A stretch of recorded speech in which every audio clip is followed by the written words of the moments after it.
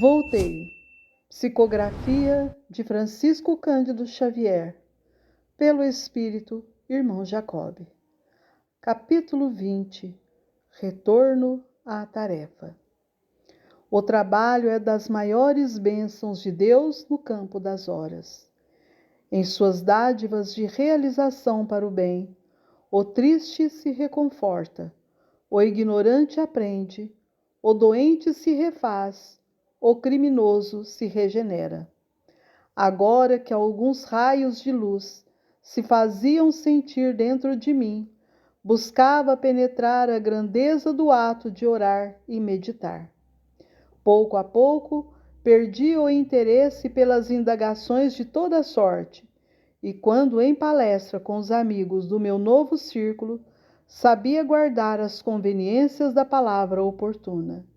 Entendi que receber distinções é acrescentar a responsabilidade individual, e por isso aprendi a louvar o supremo poder e solicitações particulares em meu benefício.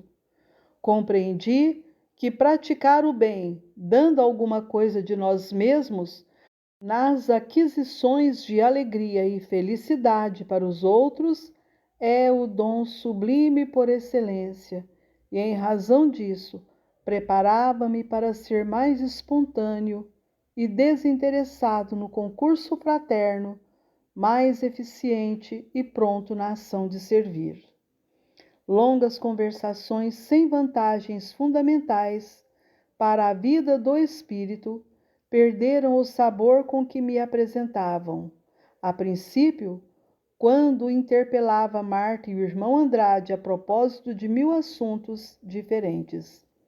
Suportava sereno as compridas palestras com entidades sofredoras, necessitadas de desabafo, valendo-me de tais ocasiões para a ministração de ensinamentos redentores, aos quais se mostrassem inclinadas, mas sentia-me incapaz de tomar tempo aos companheiros de serviço com interrogações ociosas ou prematuras.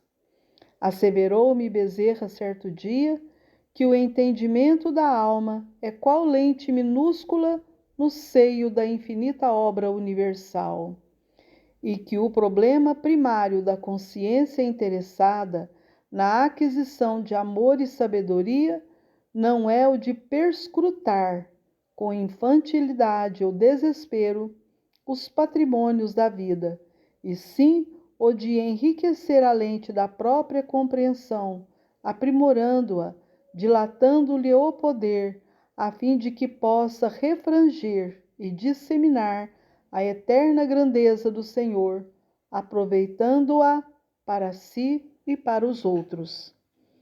Aceitei feliz, portanto, o imperativo de recolhimento espiritual, e quanto mais buscava entender a pequenez de minha alma e as minhas gigantescas necessidades de autorrenovação, mais reconforto e paz recolhia da prece, que para meu pensamento constituía agora vigoroso manancial de recursos, de cujas forças irradiantes recebia dobradas possibilidades de atacar os novos serviços. Conselho fraterno. Sentindo-me incapaz de reiniciar a tarefa, procurei Bezerra para aconselhar-me.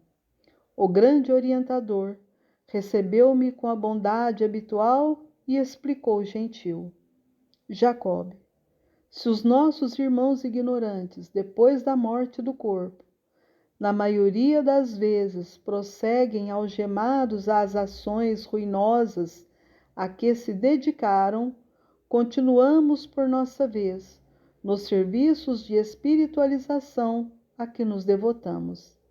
Sentimos-nos abrasados na sede de conquistar gloriosos cumes, pretendemos adquirir mais luz, mais alegria e vida abundante, de modo a enriquecer a estrada que trilhamos. Entretanto, o milagre de nossas antigas concepções terrestres não existe. O céu é suficientemente iluminado e jubiloso para cogitar de arrebatar-nos a nós mesmos. Compete despir os véus de sombra e eliminar os espinhos do sofrimento que decorrem do nosso desacordo com a lei e conquistá-lo, começando semelhante serviço em nossa própria alma. O seu trabalho, pois, é de prosseguimento. Organize um entendimento com os amigos de sua boa luta e retorne aos processos de auxílio.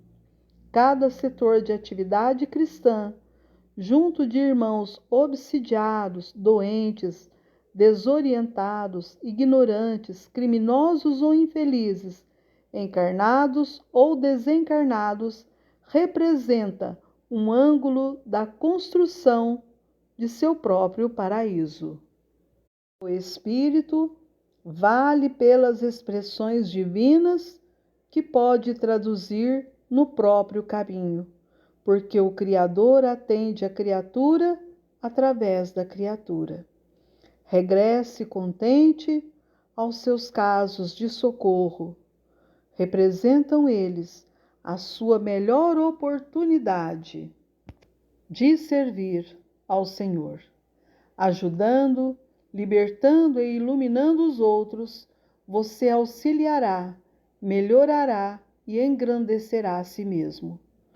Porque lhe endereçasse algumas palavras com referência ao recomeço, sugeriu-me concentrasse atencioso para recordar todos os serviços dos últimos 10 anos, de modo a estabelecer um programa criterioso e metódico.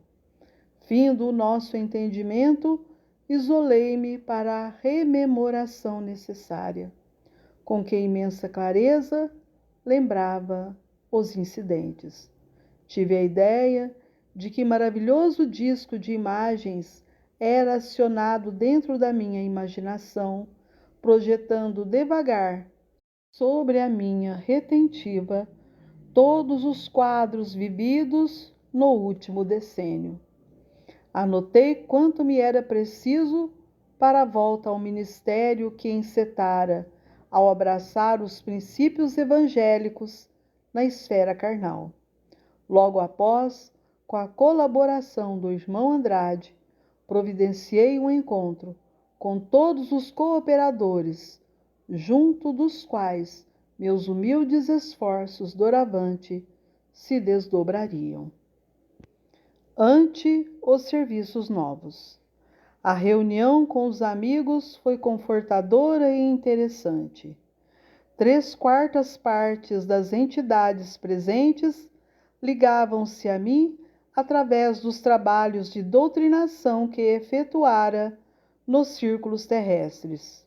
Remanescentes renovados de antigas agremiações de espíritos obsessores, ainda incapazes de sintonia com os planos mais elevados, buscavam em mim proteção e arrimo, receando a influência de malfeitores cruéis que os tiranizavam.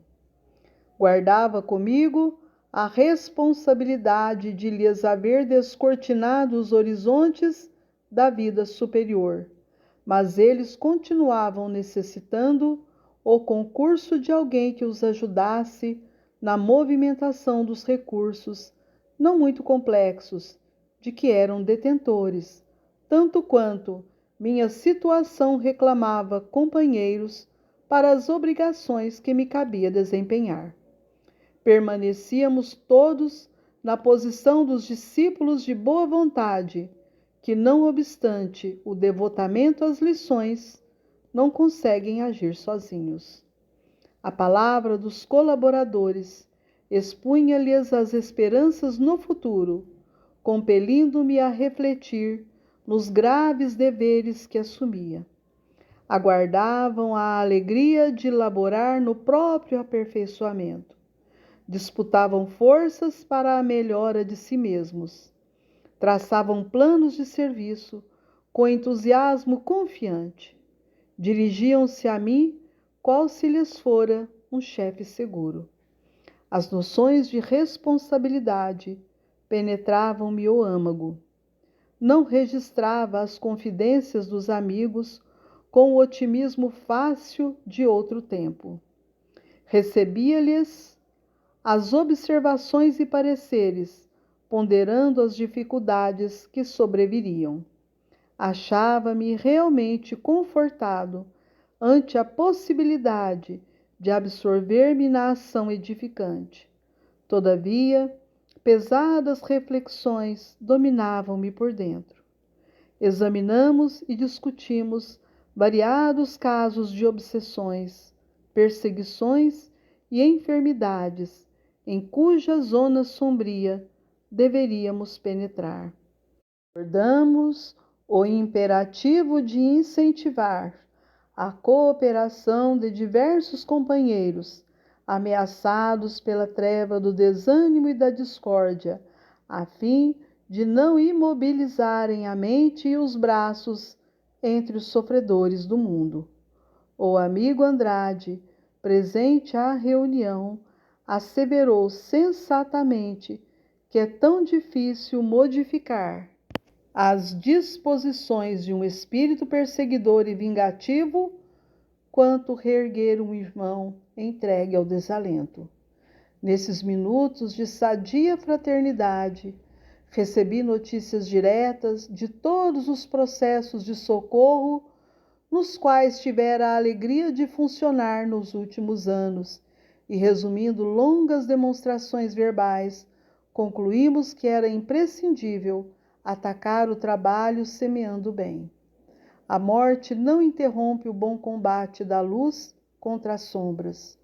Intensifica-o, aliás, dilatando o conhecimento divino em derredor do servo operoso e fiel. Constituiríamos, pois, um conjunto de servidores do Evangelho da Redenção, interessados em estendê-lo dentro do mais amplo dinamismo espiritual. Estaríamos sediados ali mesmo, no pequeno burgo onde Marta me aguardara, cheia de carinho e dedicação. Com os recursos intercessores de Bezerra, todos os nossos problemas de localização e movimento de serviço foram solucionados satisfatoriamente. Assembleia de Fraternidade. Foi assim que designamos nova data para as bases definitivas da fase diferente de trabalho. No dia marcado para essa Assembleia de Fraternidade, as árvores acolhedoras que nos cercavam a moradia mostravam-se também mais formosas e mais serenas, oferecendo flores abertas que pareciam proclamar-nos a esperança nos frutos do porvir. Pássaros alegres cantavam nos ramos, augurando-nos sublime alegria. Desde as horas da manhã, grupos de amigos começaram a chegar. Os minutos deslizaram encantadores e de mim não saberia expressar o júbilo que me dominava as fibras mais íntimas.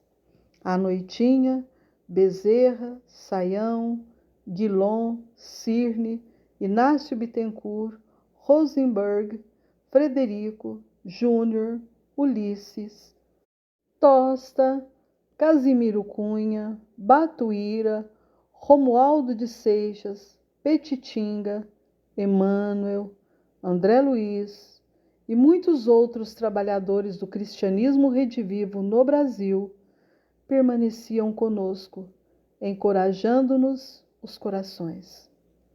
Iniciados os trabalhos de comunhão fraternal, diversos orientadores presentes exortaram-nos ao ministério da ação evangélica, e Bezerra de Menezes, conduzindo a parte final, comentou a grandeza da vida que se desdobra, infinita em todos os ângulos do universo, e a divindade do trabalho edificante que nomeou por escada iluminativa cujos degraus nos conduzem até a fonte augusta da criação. Explanou sabiamente, com referência aos serviços que nos competiriam de hora em diante, e reportou-se aos tesouros da boa vontade, arrancando-nos lágrimas de esperança e contentamento. Por fim, num gesto que provocou alegria geral, convidou André Luiz a fazer a prece de encerramento, aludindo aos seus trabalhos informativos da nossa esfera de ação. O estimado médico da espiritualidade ergueu-se e orou comovidamente. Senhor Jesus, dá-nos o poder de operar a própria conversão, para que o teu reino de amor seja irradiado do centro de nós mesmos. Contigo em nós converteremos a treva em claridade, a dor em alegria, o ódio em amor, a descrença em fé viva, a dúvida em certeza, a maldade em bondade, a ignorância em compreensão e sabedoria, a dureza em ternura, a fraqueza em força, o egoísmo em cântico fraterno, o orgulho em humildade, o torvo mal em infinito bem. Sabemos, Senhor, que de nós mesmos somente possuímos a inferioridade de que nos devemos desvencilhar, mas unidos a Ti, somos galhos frutíferos na árvore dos séculos, que as tempestades da experiência jamais deceparão. Assim, pois, Mestre amoroso, digna-te amparar-nos, a fim de que nos elevemos ao encontro de tuas mãos sábias e compassivas, que nos erguerão da inutilidade para o serviço da cooperação divina, agora e para sempre. Assim seja. Recomeço. A oração terminou num deslumbramento de luminosidade e alegria a estender-se além de nós, que poderia dizer em sinal de reconhecimento: de meu júbilo falavam as lágrimas copiosas a me borbulharem dos olhos. Fizeram-se as despedidas e em breve, enquanto os companheiros de minha nova luta repousavam no domicílio que nos abrigaria o pensamento orientador, vi-me sozinho sob o arvoredo banhado de luar.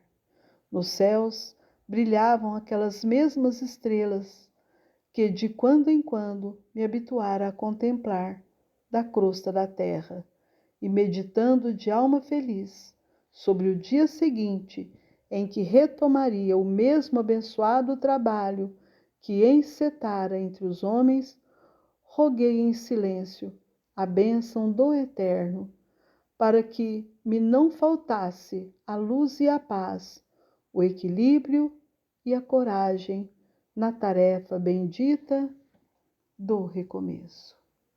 Assim, meus irmãos, nós finalizamos hoje a leitura desse belíssimo livro, dessa deslumbrante obra que o irmão Jacob nos concedeu através da mediunidade bendita de Francisco Cândido Xavier. Muita paz para vocês e até breve.